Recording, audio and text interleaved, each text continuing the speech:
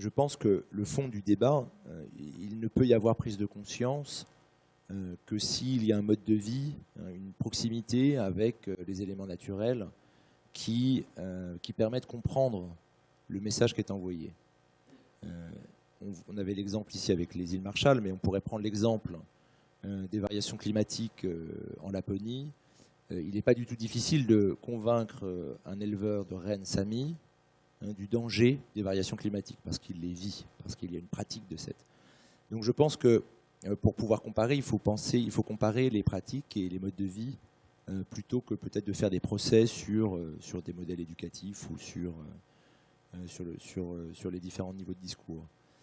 Et c'est là où la littérature est intéressante, parce qu'elle nous parle de ces pratiques, elle nous parle de ce mode de vie. Alors après, la littérature a pu avoir, je ne sais pas dans le cas des Pays-Bas, mais elle peut avoir une fonction d'anticipation, et donc elle peut finalement une figure d'épouvantail. Le pouvoir de la fiction, c'est non seulement d'inventer des histoires aujourd'hui, mais c'est aussi de pouvoir se projeter dans le futur.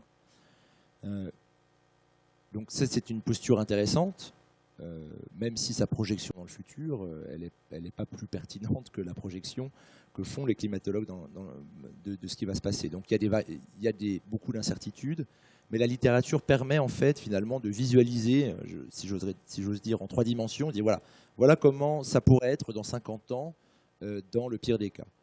C'est tout le pouvoir de la dystopie, et c'est un pouvoir, et de l'utopie, mais enfin d'ici de l'utopie négative, qui est un des grands pouvoirs de la fiction, c'est de nous sensibiliser par rapport à des questions du réel. Alors après, le sens de cette sensibilisation, ça dépend des convictions de l'écrivain. Et lorsque les convictions de l'écrivain sont trop affichées au niveau politique, la littérature devient un pamphlet, et là on passe à un autre niveau de lecture de la littérature. Donc soyons aussi prudents.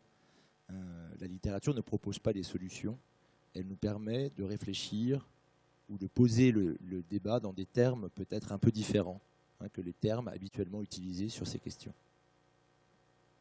Simplement pour compléter, on a vu tout à l'heure que l'évolution, qu'une moyenne globale, ça cachait des fortes variations spatiales, et à une échelle plus locale, l'exemple des îles Marshall, voilà, il y a des endroits qui sont plus sensibles aux problèmes du climat, qui vont les subir de plein fouet, les sécheresses dans les zones tropicales, les inondations dans les zones comme la Hollande ou dans les zones comme les îles Marshall, etc., des tempêtes, etc.